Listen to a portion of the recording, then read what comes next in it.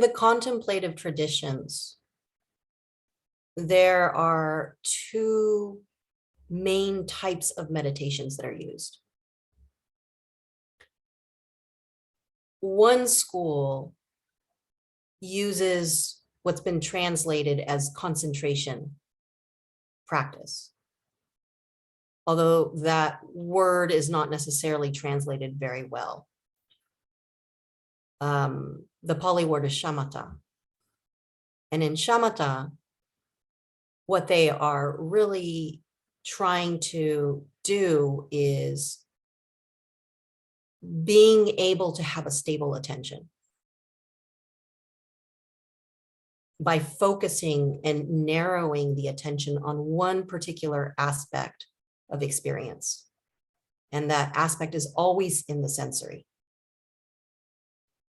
because the sensory is more neutral and less triggering. Traditionally, it's the breath, because the breath is an experience that is somatic. We inhale and feel the chest expanding, the shoulders rising, the belly filling. And when we exhale, we can feel the contraction, or sorry, not the contraction, the relaxation that comes from that. And so it's an easy link into the sensory, and we never stop breathing. So it's an easy place to return back to over and over. And it's called concentration because as the attention stays focused and becomes stable, the mind gets quieter and quieter. So there's a real value to that, because as the mind becomes quieter and quieter, a state can emerge. And this state is of more awareness becoming available, because the attention is less distracted and pulled away from what's happening. And this is why they use the word concentration, not in the Western way where it means that I'm focusing, even though there is a focused attention, but because the awareness becomes available and concentrated.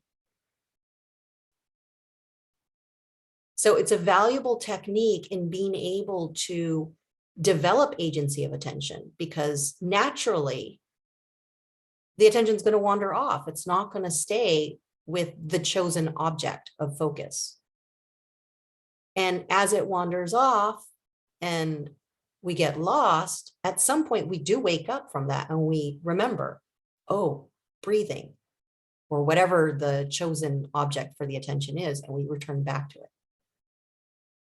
And this is incredibly valuable as we go through our day. In particular, if you want to live a life where your actions are in alignment with the intention. So being able to notice when we wander off and coming back and staying with the task at hand ensures that we have our life that we intend to have. So that's what it looks like on a larger scope. This is the applicability. The following, allowing the attention to go wherever it wants to go and being able to meet each experience fully, is a different practice. In translation, it's called insight meditation. The Pali is vipassana. And what that is that by following our experience and meeting it fully, we become aware of what we're experiencing. And having moment-to-moment awareness is also of value. As we navigate our day, we go into unconsciousness. And then we come back to consciousness and we remember, I want to meet my experience fully. And when I mean fully, I mean not from a conceptual standpoint of, oh, this is happening, although that's part of it, but also from a somatic and an emotional way of meeting experience. And so we meet it with the entirety of our faculties. And when we meet it fully, our system is able to absorb what's happening, and we feel more connected to our experience because we're immersed in it. So there's a sense of connection. The other aspect is when we meet our experience fully, when the somatic, the cognitive, and the emotional awareness are online, there's also a state that is produced. And this state is of clear seeing, knowing fully what's happening. And in this state, because there is more awareness available, because all parts of ourselves are meeting the experience, the somatic, the emotional, and the cognitive, it induces a state of deep presence or mindfulness, which is also a tricky word, in particular how it's used colloquially. And so this practice also is of value, because what we are learning is we are learning to be in our life, to participate.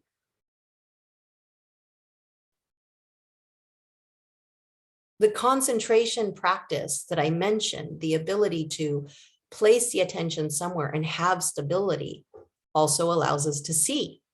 So it doesn't matter which technique that you use, both are going to lead to clear seeing. And what I mean by clear seeing is being able to notice what's happening without just the interpretation. Most of the day, we notice, we pick up sensory information, and immediately the mind stitches those sensory experiences and creates a story about what's happening. And the attention goes to the story or the interpretation. And that interpretation is not what's actually happening.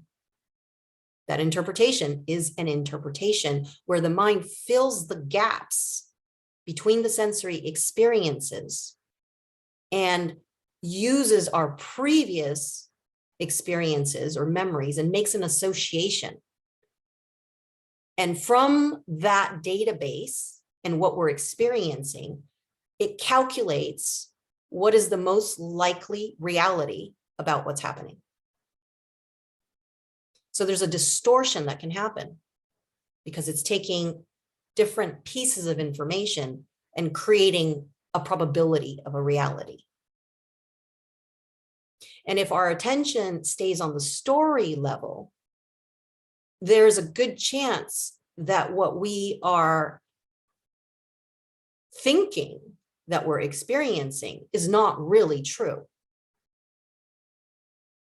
But if we drop into the sensory and emotional field to be with the experience, not just with what the story is, we have access to more information.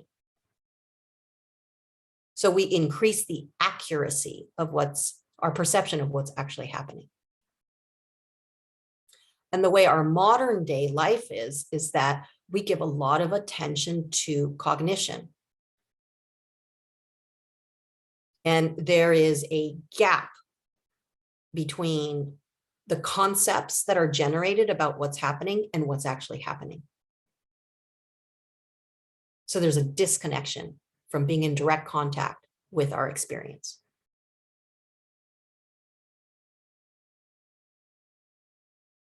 With the Vipassana or open awareness practice, where we're just following, we can see this. We can notice sensations. We can notice thinking, and we can watch the translation. And when we watch the translation, we can detect the distortion. And this is why it's called insight meditation, because you have the insight of like, oh, what I'm thinking is actually not about what's happening per se. And if my interest is to be in direct experience, to be as close as I can get to what's actually true, I can see the proliferation of the mind and how that takes me away from being with what my direct experience is. Generally, we put the weight on cognition. Mhm. What we're doing with including the somatic experience and the emotional is we're actually linking all channels, making all channels of information available. And the result of having all channels available is that there's less distortion, because it's not just what the conceptual mind is creating, there's also other information. So we're taking the weight that we put on the conceptual and we are opening some of that attention to these other fields.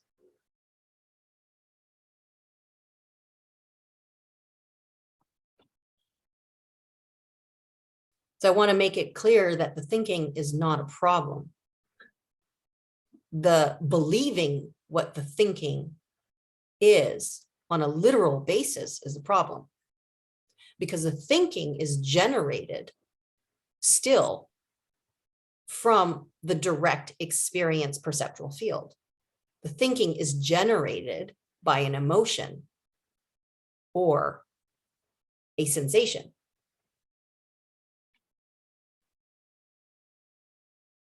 But the concept that it generates is distorted.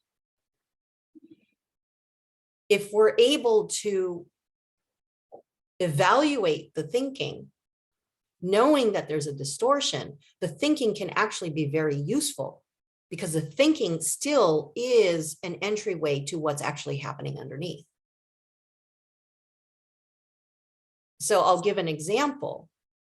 If I am in planning, my meditation, I'm sitting there and I'm planning out my day, and I'm getting lost in the planning. That's still informative to me. What's underneath the compulsive planning is worry. What's underneath the worry of, am I going to remember all of these different things? Or am I going to have enough time to do all the things that I want to do? Or what's the most strategic way to go about my day? Underneath that worrying is fear. It's fear that I'm not capable of being effective, or whatever the situation is. I'm just making up situations. And what's underneath the fear? Well, what's underneath the fear is a sense of unsafety.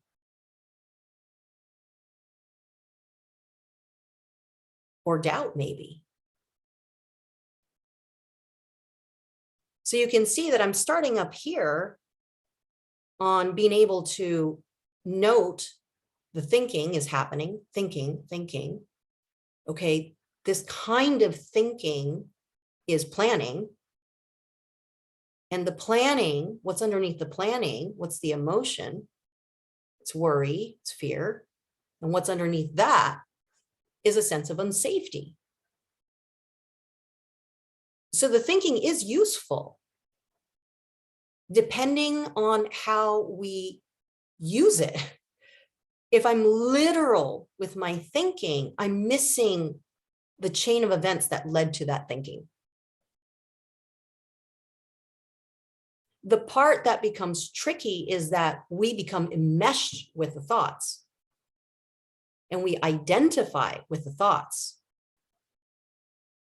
And what I mean by enmeshed is we get lost in the story and there is no witness anymore of what's happening. We're just lost in what the mind is producing. And we're distracted. We're distracted by all the content, which actually is a way to avoid feeling. what's underneath. But if we were to drop down to the level of feeling and experience the emotion, there is something that goes to completion, because every emotion that is there is a call for attention. And that call for attention is signaling either a need that has not been met, such as safety, or a need that has been met.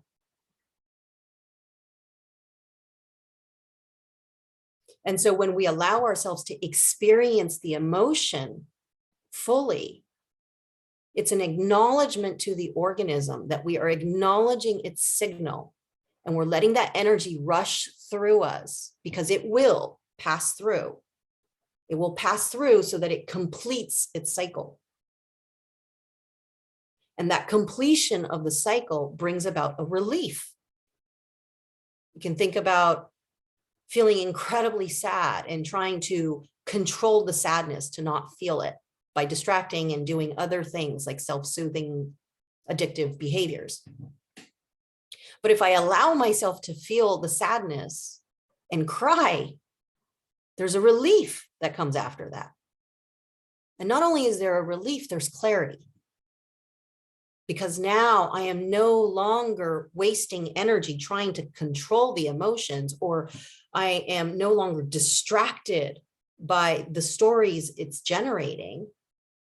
I'm actually into the direct experience. And when I'm into direct experience, the organism relaxes, because it knows now that we are in contact with what's happening. And when we are in direct contact with what's happening, there's a feeling of safety.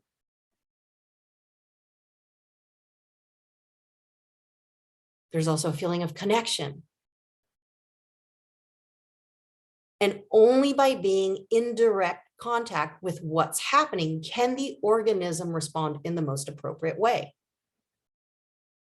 If it's not in direct contact, if it's not fully aware of what's happening, I can't respond appropriately because I don't have all the information. So most likely the action that is going to be generated will not actually attend to what it is that is calling for attention. And that generates a dysregulation of the system. It moves me away from being safe. I go into a fight or flight. But by experiencing the emotions, what I'm doing is I am coming closer to what's actually happening. And that generates regulation because there's an ease. There's a sense of safety. Okay. We actually know what's going on. So I can respond appropriately. And I don't mean respond appropriately that my mind is going to generate an action. What's going to generate the action is the total organism. And the action that is generated from that place is sometimes unimaginable. We call that creativity. It's beyond what the cognitive mind could come up with as a solution. So we come in direct contact, and when we are fully online, somatically, emotionally, and cognitively, there's insight. Oh, that's what this was about. I hadn't even thought about that. Oh, here's what I can do. I didn't think it through. I didn't do a pros and cons list. The most appropriate response is generated by the system very quickly. And then we're free. We're free from that point of origination that was proliferating all of these different things to call our attention.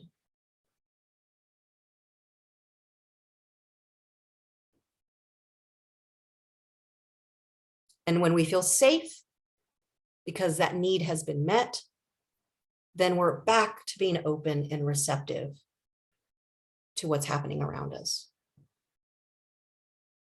The system is not distracted by all this thing that's going on. It's not in a state of anxiety because she's not listening to what I'm trying to tell her. It's like I listened, I felt, I saw, I responded. I'm safe. So what else is happening? And now I'm interested and I'm curious and I'm available. The nervous system is freed up to receive.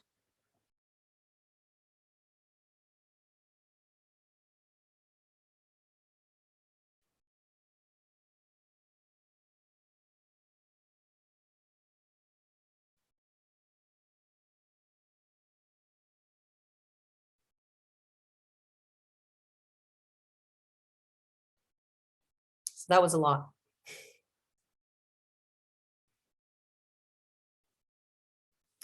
You shouldn't take my word for it. Your job is to see for yourself.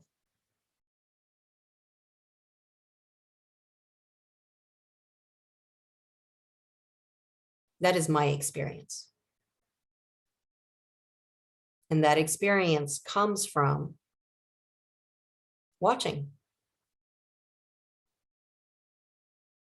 And that ability to watch is because I'm curious. I'm curious about what is this human experience? What are these different facets that I have that make up my consciousness? How do they contribute? What do they offer? Because they are there from an evolutionary standpoint, because they offer us the opportunity for not just surviving, but for thriving. And I'm interested in living in a way where I thrive and I have my full capacity on board.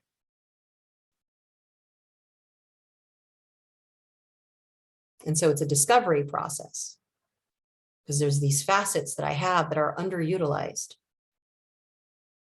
And what would happen if I started to use them? And what I've discovered is that my capacity is much larger than the capacity that I was using before, which was mostly in conceptualization. And my life becomes simplified because anything that arises that wants my attention is attended to. And so it frees up my energy and it frees up my awareness to be receptive and see more. And as I continue to discover and I continue to attend to, even more becomes available. My whole sense of reality is different. It's no longer the shared reality of the collective. It's my reality.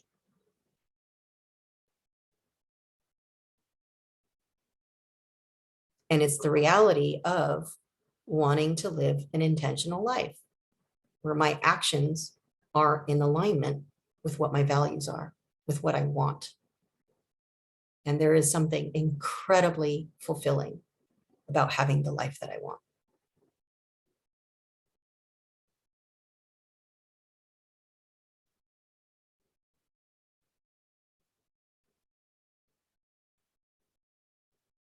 So as you can see, meditation is so much more than just learning how to strengthen the attention or soothe. Meditation is a place for learning, discovering our way, discovering our capacity, discovering what it is that we want, and bringing that forth on the relative plane of going about my day.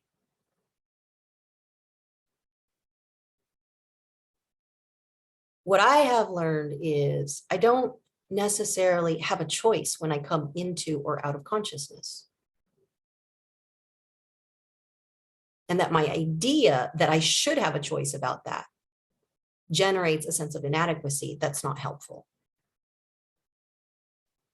And what I've learned is when there is presence or where there is awareness, to see it as a gift and enjoy it and absorb it. And also to know that that's my body telling me that its needs are met in that moment. And it's gifting me with awareness. And when I get lost, it's because there's dysregulation. And so the signal for being lost tells me something needs to be attended to. So I'm not making it about me or my capacity to have willpower. I'm seeing that it's just something, the state of being lost or being present is emerging as a result of various conditions. And that state gives me information about the conditions.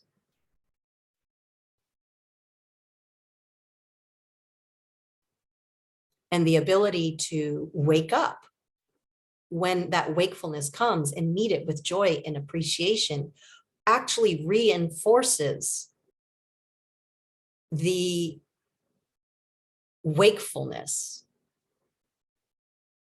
to happen more and more frequently, versus if I were to wake up and realize, oh my God, I got lost, and make a story about that that's a problem, or that's my inadequacy to be present.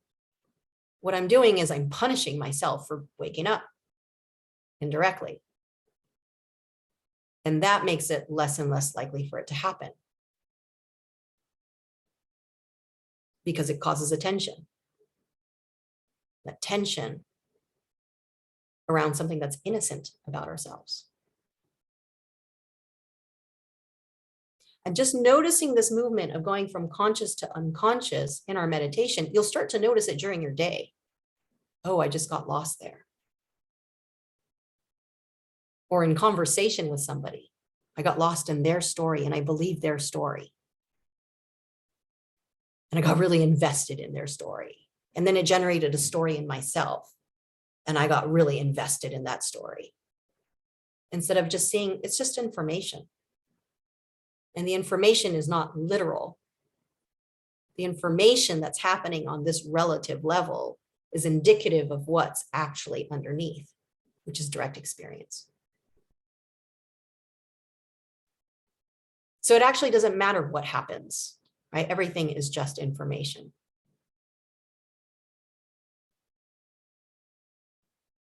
So hopefully that lessens the expectations that we have. Everything serves as an opportunity to learn. And this attitude is really helpful as we go through the day. So we don't sit there and punish ourselves for things not going the way we want them to, or for us not showing up how we wish we had shown up. We're able to see that as information.